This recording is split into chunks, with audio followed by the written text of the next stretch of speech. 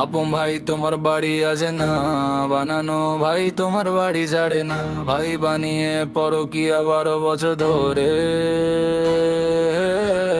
এই পাড়াটা খারাপ হলো খাচ্ছনির কারণে, মানুষের ভিড়ে পরকীয়া সেজে আছে দিদি ভাই হয়ে, পাড়ার লোকে সাক্ষী দিবে বাংলা মালকে। মেডিকেল করাবো তোমায় শিলিগুড়ি নিয়ে, বিচারখানার জজ তুমি থাকবে রেডি হয়ে। গানের ভিতর সত্যি কিছু লুকিয়ে আছে, গানটা নিয়ে যাচাই করবে ভাইরাল হওয়ার পরে।